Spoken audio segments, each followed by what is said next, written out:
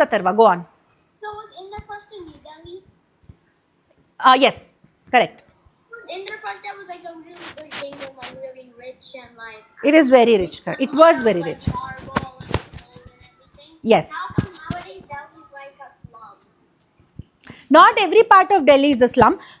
Yes, that's a very, very good question. The reason why most of the cities have become to this status today is because of constant invasions.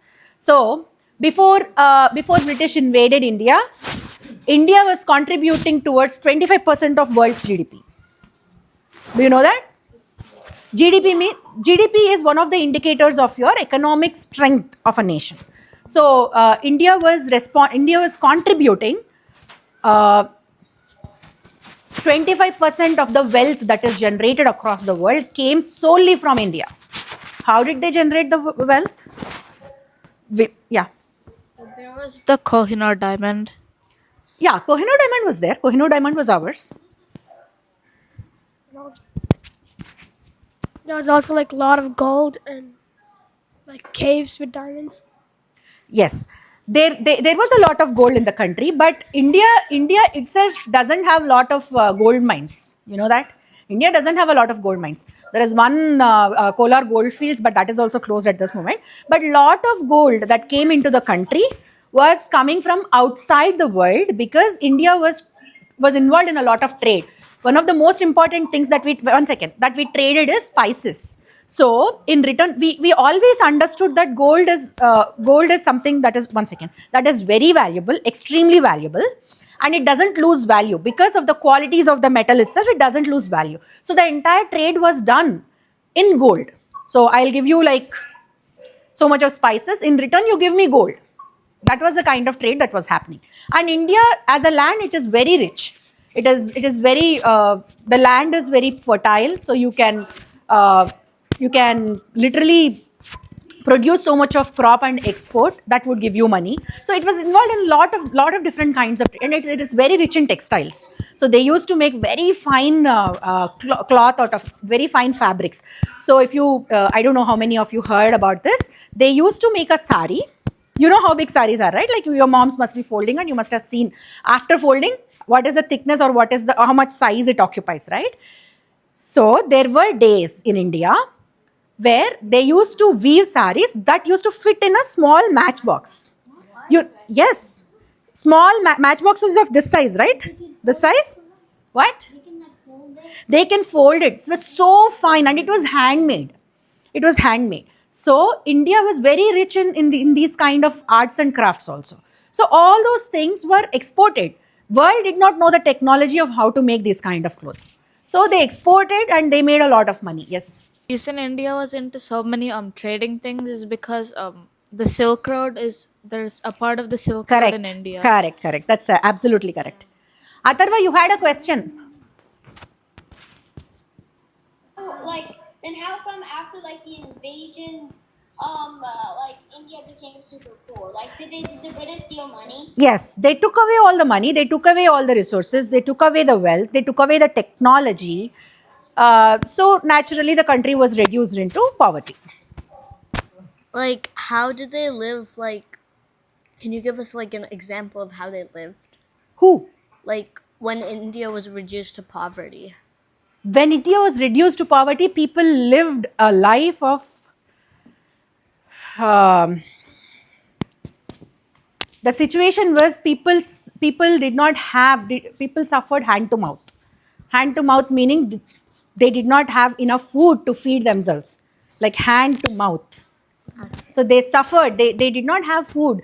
There were so many artificially induced famines. Whenever you get a chance, you all spend a lot of time on gadgets, right? Mm-hmm. So next week, tell me about this topic, okay? There is something called Bengal famine that happened. So many people died in it. So what happened was, from that area, Bengal, Uttar Pradesh, Bihar, all these places, Ganga river flows there, right? So those lands are extremely fertile. And there's so much of crop there. So much of cultivation happens. There is so much of crop there. So much of wheat, so much of paddy, everything grows there. So all of those things were directly taken away to Britain, because there was a war going on and they wanted food for their people. But what did they leave here is people's dead bodies. So people literally suffered. You can see some pictures on the internet. Whenever you get a chance, search for Bengal famine, and you will see how pathetic those living conditions were. People only like you can see people with just bare bones and just skin on that. No fat at all. Like not an ounce of fat was left on the in the bodies of people. They suffered so much. They suffered so much because everything was looted. They didn't have money. They didn't have food. Even if you had money, there is no food to buy. What will you buy? What will you do? So that was the pathetic condition of the country back then. And from there, we grew, we rose to the situation whatever we are today in India. Did New Delhi, after like it got its original name when the government was there, was it ever named what? I forgot the name, the Indra name. Indraprastha. It was never so. We got freedom, sure. We got freedom. People say that, okay, we got freedom on August 15th, 1947, but that is totally debatable. I wouldn't consider that as the Independence Day because on that day, we only got a dominion status. By saying dominion status, what it means is the Queen of the England was still the ruler of our country. So who was the head of the state? It was still the Queen of England. It was not Jawaharlal Nehru, it was not Mahatma Gandhi, it was not Bose, nobody. So when did we truly get independence? We truly got independence in 1952, January 26th.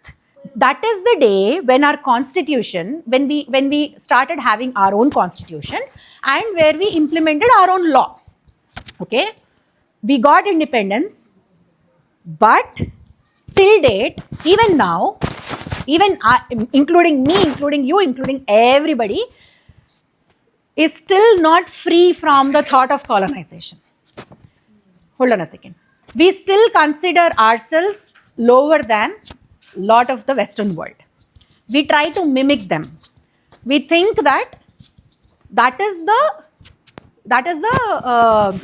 path for success, or the Western world is something that you need to look up to, and you are inferior to them.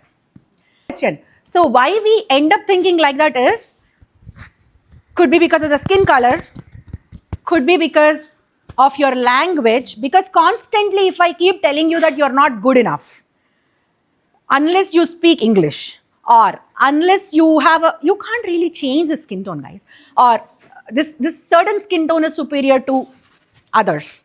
If you're constantly fed by those kind of thoughts, at a certain point of time, you lose your self-esteem and you start looking up to the person who has all these kind of XYZ qualities. And you start thinking that, okay, I lack this.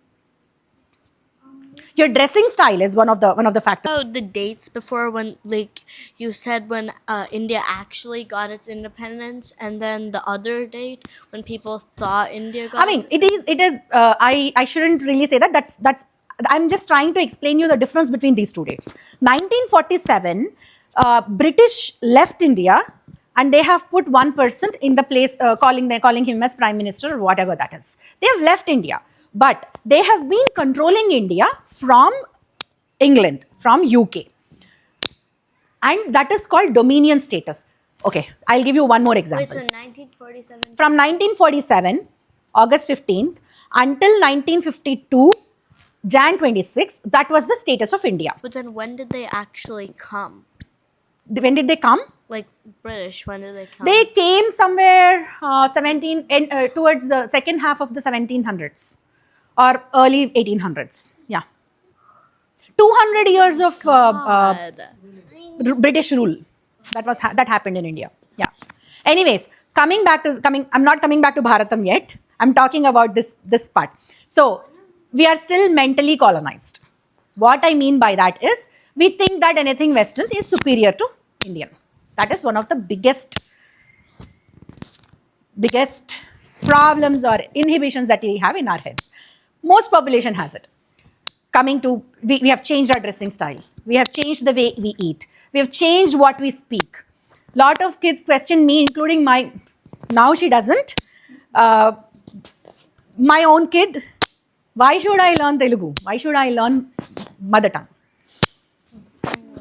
So we have come to this status. And one of the most important reasons why this has happened to us is, so there was a guy called Macaulay who was sent who was sent by British throne, the British royal family, to India to travel in India length and breadth wise and see how we could contain these guys or how we could rule over them.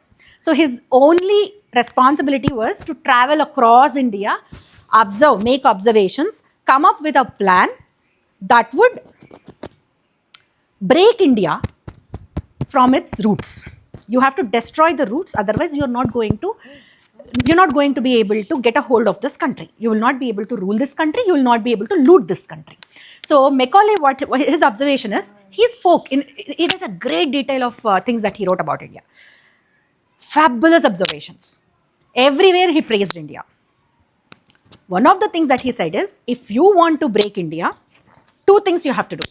One is break their education system. India has a very, very, very strong education system, Guru Sishya Parampara. So, yeah. The second thing is divide them into subsections. Tell them that you have a unbearable or horrible caste structure. Tell them that, make people believe into this, divide the society, then you will be able to break them. Without doing these two things, you can never break them. So, what British education system did to us is, they introduced a language called English. So, before Macaulay's education system, we used to have something called Gurukul. In Gurukul, all the kids used to come, they used to get admitted, and the teacher used to evaluate the strengths and weaknesses of a child. Say for example, I'm one of the students, assume I'm one of the students joining. I'm very good at arts, I'm very good at languages, but I'm not great, I wouldn't be a great engineer. This is truly about myself. Like after 20 years of becoming an engineer, I have come to realize that, oh, probably this is not my area of strength, I should have done something else altogether. But Macaulay education system offers the same to everybody. It looks like equality at the beginning. But as you go into the system, all your natural abilities, skills, your core strengths are killed. And everybody is given the same curriculum to go through. What does it produce? It produces a set of people who follow the instructions, not a set of leaders. What is the sole purpose of education? You should become a leader in life. You should lead a meaningful life. Not someone who goes into a 9-to-5 job, works for somebody else. So if I think back after my retirement at around 65, if I think back, what have I done? The most prosperous or most youthful years in my life, I would have spent working for someone else.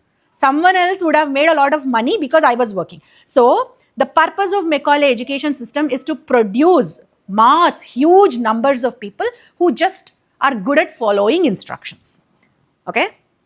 Not people who make the rules or who become the leaders or who are independent thinkers. So your thinking is boxed. Every child is put in a kind of a box, not made to think out of that box. Everybody, what happens? In my generation, what happened? 80% of my generation is an engineer. Rest of 20% is doctor. Guys, we don't need so many engineers to run a society.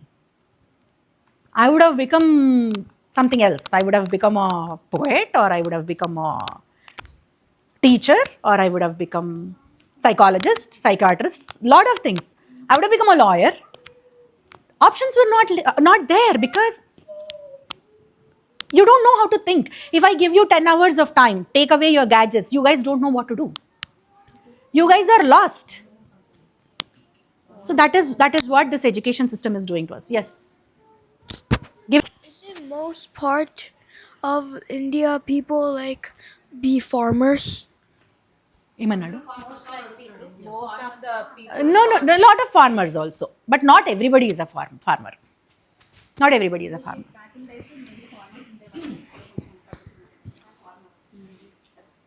You don't need so many farmers because so much of technology has come into the farming as well. Yeah. Your mom. Okay. So, yeah.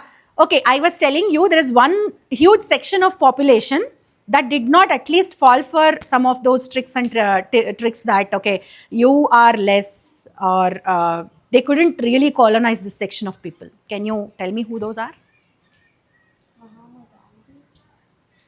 Don't talk. Gattiga.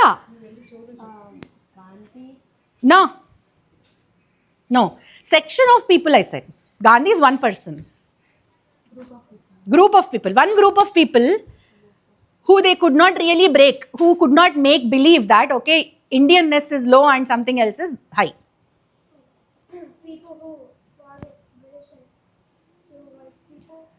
To some extent, them. The resistance. The Indian women. I can wear the same sari to a uber elite mall somewhere in SFO, somewhere in Dubai. I don't feel any less about myself.